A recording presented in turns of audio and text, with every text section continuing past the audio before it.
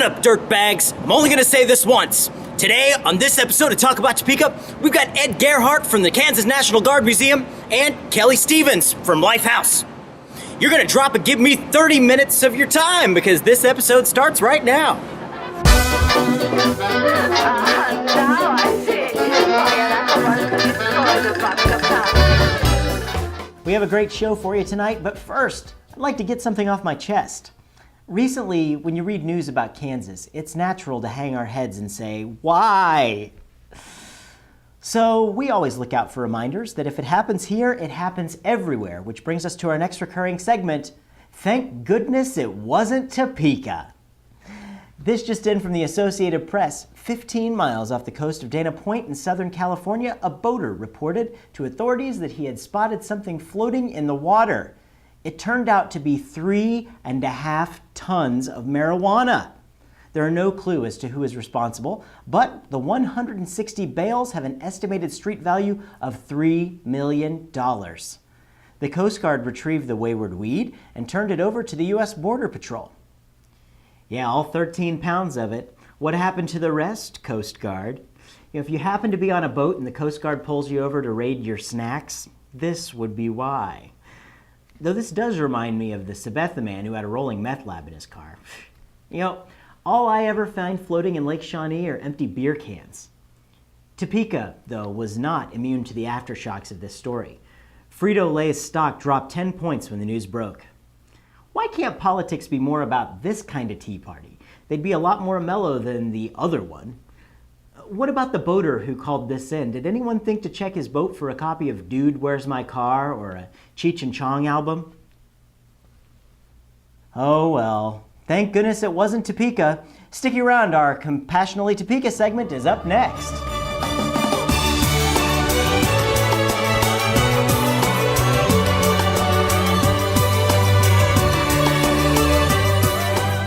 All right, so I'm here with Kelly Stevens. She's the executive director of Lifehouse. Kelly, thank you for joining us. Thank you for having me. Absolutely. Okay, so I have to admit, and before I've met you, I really didn't know what Lifehouse was. So just kind of tell us a little bit about what Lifehouse is. Sure. Lifehouse is a child advocacy center.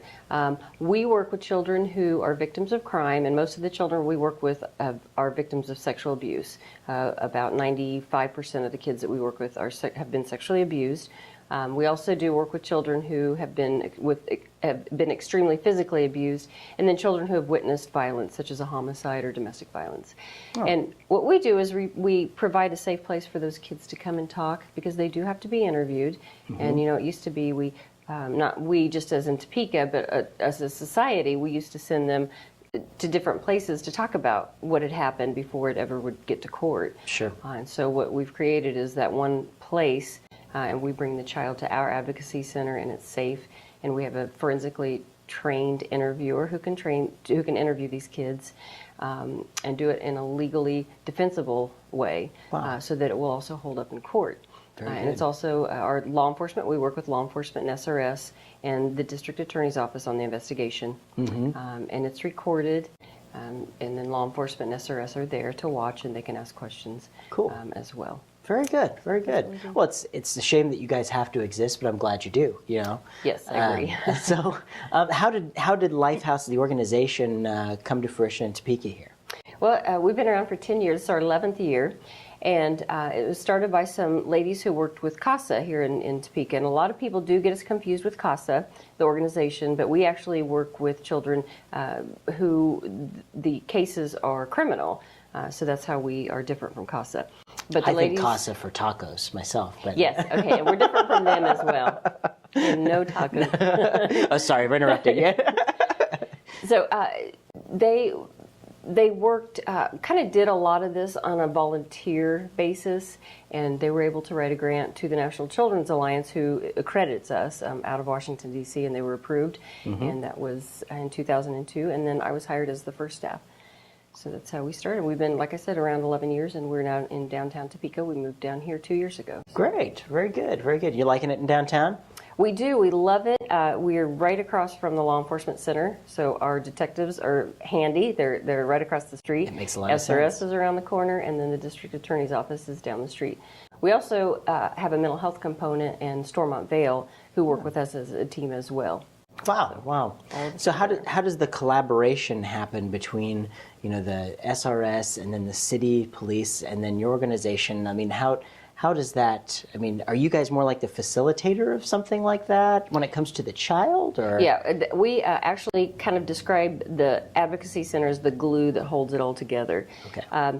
When a child discloses that he or she has been sexually abused, it can kind of happen one of three ways. The norm is that SRS is called. Some folks do call law enforcement directly, or they'll go to law enforcement. Whichever one is not first, whichever one is first, will get the other one involved between SRS and law enforcement, because they do have to do a joint investigation. Sure. And then they'll set up what we call the Safe Talk interview, and that's what's done at our facility. So then they'll bring the child, or they'll meet with the child and the family at our facility and meet with our advocate and our forensic interviewer. So then we can start there as a team. And we also meet with these folks once a month at the police department for a monthly case review meeting. And we do this so that each child and family that we've worked with, each case can be reviewed and talked about, so nobody's falling through the cracks. Very interesting. That's, you know, it's something that you never think about how that stuff has to work or everything that has to go inside to figure that out. But I'm sure glad there are people like you guys out there to take care of kids when this stuff has to happen. And you know, we're lucky to have you guys in your organization around here. Thank you. Absolutely. And that's what we really want Topeka to know, that we hope we never see you. Yeah. But if something does happen, there are a group of individuals who are professionally trained to take care of it, and it's going to be okay, and we're going to help and make it the best we can. Now, do you guys need like volunteer support? Is there a way people can help you financially, or what kind of things do you guys typically ask for from the community for help? Yes, we are a nonprofit, so I write lots of grants and do presentations, and yes, we do need support financially. We do have volunteers that help out with us. We do have some pretty sensitive materials, so we're not able to use a lot of volunteers on site. Sure. But we have 3 major fundraisers a year, so we always use volunteers for that, and we've got a great group of volunteers that help us out continually. Wonderful. So that's always helpful as well. Very good. Well, that's what people do. You know, people just come together for. And yes, and we've got, and Topeka's great. I will say we've got great support. Yeah. Well, and Topeka, and it's a little side note, a little lighter note, as far as our community is concerned. So how do you guys interact with the community? Do you like fundraising, and like what kind of events do you do? Yeah, we have 3 major fundraisers. We have a golf tournament in May usually, and then in the fall we have it's called an evening in the park, and it's just an evening of fine wine and hors d'oeuvres and a jazz band, and Carlos O'Kelly's and Hy-Vee have been excellent to us, and they donate food each year. And then we also have a poker run every fall. So those are our 3 big fundraisers. Excellent. So everybody out there should be paying attention. So when they see that there's a fundraiser for Lifehouse, they should participate, right? Yes, absolutely. That's the best way. And they're fun. They're all really fun. Yeah, they sound like a lot of fun. I mean, golf and poker, how can you go wrong with that? I know. So how did you get to come to Topeka? Are you from here originally? I'm from Dover, which is about 20 miles southwest of here. I grew up in Dover and then came to school here at Washburn University and graduated and stayed. Yeah. So I've been here a long time. That's cool. And so what are your favorite things to do here in town? Well, I have 3 children, so everything kind of evolves around the kids. We spend a lot of time at Kenberry. We love the Civic Theater. I have a daughter that enjoys doing their camps. We love that. Stuff there. And the camps are great. They're great. They've worked. They built all that moving to the new school. It is really nice. Yeah, and then we like to go in the evening as well and watch plays. There's something for everybody over at the Civic Theater. Oh yeah, there is, and it's nice. It's really neat. Yeah. Well, I can't let you go until we do our notorious lightning. So I guess we should put that together. I've got my little note cards here. The way that works is I ask you a bunch of silly questions, give you 60 seconds to pop off some answers, and you just shout out the first thing that comes to your mind. Okay. All right. Let's put 60 seconds on the clock and go. What's your favorite tourist attraction in Topeka? I would say the Civic Theater. Excellent. Hey, we're giving plenty of points to them today. I What's your favorite color? Purple. All right. What's your favorite musical group? I like the Newsboys. All right. What's your favorite kind of food? Mexican food. All right. Going back to casa. I don't know. I know. I'm getting hungry. I don't know. Who's your favorite celebrity? Wow, that's a Nicolas Cage. Ooh, yeah, we like Nick around here. Let's see. If you were stranded on an island for 6 months and you could only bring 2 things with you, what would they be? Oh my goodness. Food. Can I bring Okay, food? you can bring food. My phone. Okay, all right, good deal. Hopefully it works. too. Hey, maybe they have a 4G Yeah. network. I don't know. And what is your favorite television show to watch every Tuesday night at 9:30 on my TV? Talk about Topeka. Yeah, all right. Hey, thank you so much for joining us. I really appreciate you coming by, and come back and keep us updated on what's going on with Lifehouse. Thank you. Thanks.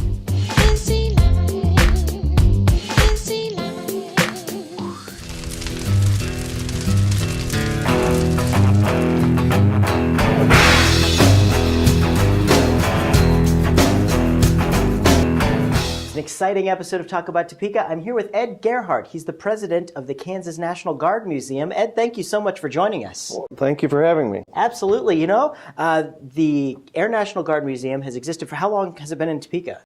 We opened our museum in February of 1997, and then we opened a new dedicated a new wing in July of last year. Wonderful. So there's lots of great stuff. If you haven't been out to the Air National Guard Museum, what can folks expect to see when they go out there? First of all, it's the Kansas Army and Air National Guard Museum, or Okay. Kansas National Guard Museum. We have about 32 outside exhibits. We have over 150 inside exhibits of various types, all kinds of military equipment and displays of history of the Kansas National Guard units. Wow, wonderful. So what kind of exhibits do you have in there? What would we expect to see?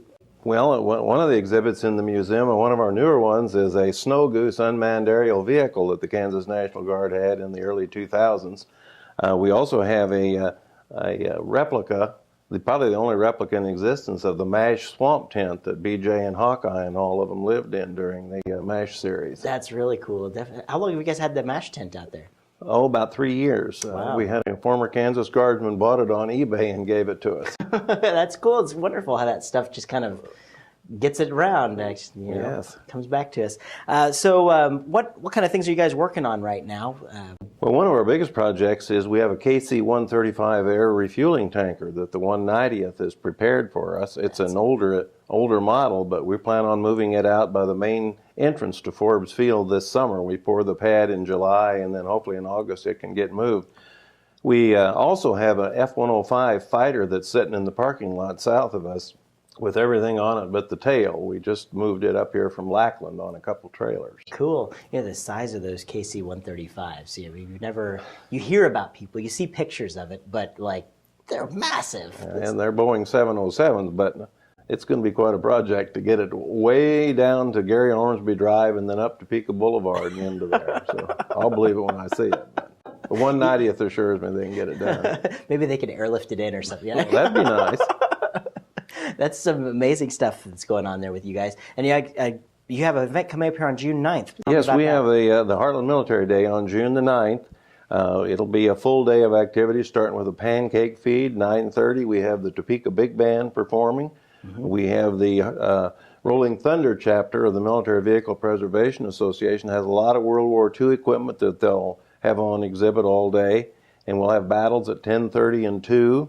The Kansas City Betty's USO troop from Kansas City will be there and performing a little bit and greeting all the troops and the visitors. We have the Vietnam Veterans of America. We have the Kansas Commission on Veterans Affairs, Veterans Services van, and a whole lot of other exhibits coming up. Amazing. Sounds like a great day to be out at the Guard Museum. You got to get out there and check it out. We'd like to have a good crowd, and the good thing about it is it's all free. We take donations for the pancake feed, but everything else is free. That's free to go through the museum at any time? Right. Our museum is free. We're open 10 to 4, Tuesday through Saturday, and it's always free. So if you're sitting there saying, I've never been to the National Guard Museum, what's your excuse? I mean, it's free. They got the MASH tent, and they've got some great aircraft out there, and just amazing stuff, and you definitely need to get out and see the. Yes, we have an F-4 fighter out there in front of the museum. We have 5 helicopters, a whole lot of howitzers. Wow. And we just got a big shipment of weapons from the Eisenhower Museum on Friday. We haven't even got them labeled yet in there, but there's like 50 caliber, what we call Maudus machine gun, and there's a recoilless rifle and a flamethrower, which I fired in basic training in 1960, which I'm really excited to have that. Wow, that would be a blast, I guess, right? Right. Yeah. So, Ed, what's your background? What brings you to the museum? Well, I was in the Kansas National Guard for 38 and a half years, but I was a school principal all my life. Oh, wow. 39 years as a school principal, but I've been on the museum board since before it started. We have a 15-member board. Wonderful, wonderful. It's something that a lot of people just don't know exists, and there are a lot of sites around town that they're just gems in the rough. You got to just drive a little bit out there, get out to Forbes Field, and go see the National Guard Museum. Yes, we're out there with the Combat Air Museum, and we kind of complement each other. It makes a good day or a good half day's visit to see both of the museums, and we try to promote each other among our museums out there. So if you didn't know they existed, you do now, and there's no excuse. You better get out there and check them out. Ed, I thank you so much for coming on the show. I want to remind everybody, June 9th is the event. Right. Come out to the museum, but I can't let you go until we actually do our lightning round. Okay, I'll try that. All right, here's our lightning round questions. Are right here.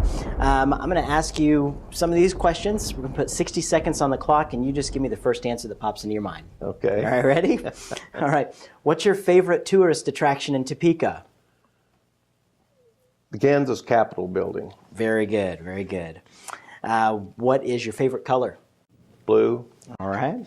What's your favorite musical group? I'm a country western fan, so about any of those. All right. What's your favorite kind of food? I like pizza. Good choice. You can't go wrong with that. In your opinion, what was the greatest movie ever made? Doc Hollywood. I've seen that a million times on TV. That's a first one. Starring Michael J. Fox. Yeah, very good, very good. All right. If you were stranded on a desert island for 6 months, and on a desert island, if you were stranded on an island, we won't put it in the desert because there really aren't a whole lot of those. If you were stranded on an island for 6 months and you could only bring 2 things, what would they be? Oh, probably matches and water. Oh, that's a good one. And what's your favorite television show to watch every Tuesday night at 9:30 on My TV? Talk about Topeka. Hey, there we go. Talk about Topeka. And thank you so much for joining us. Thank you for having me. Everybody get out Appreciate to the National Guard Museum, and especially on the 9th.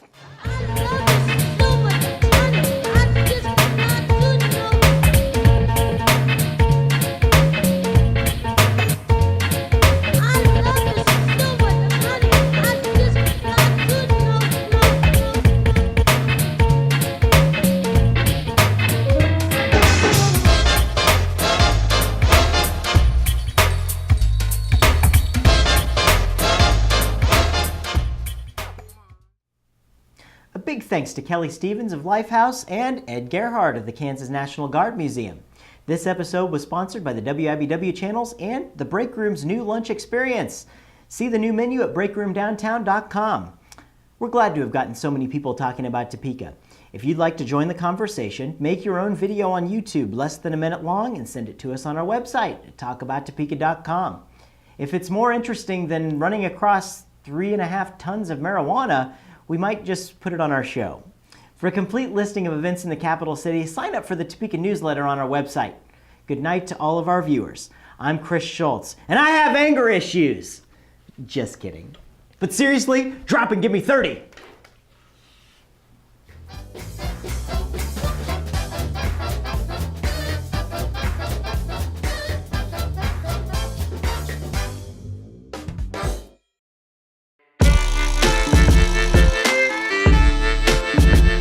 Tonight's episode is brought to you by the Channels and Field WIBW of Greens.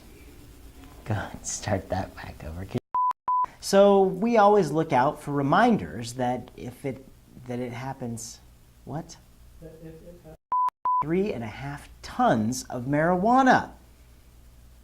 are no clues as there to... There are no. Welcome... Sorry. Okay, go ahead.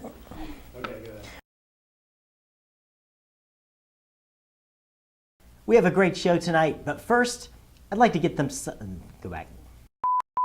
Don't go away. This episode's brought to you by the WIBW channels, and it all starts right now. But it also brought to you by Field of Greens, a garden bistro in downtown Topeka. Oh, really? Yeah. This week on TalkAboutTopeka.com, we'll visit with Mark. Hello. Mark. Oh. Okay.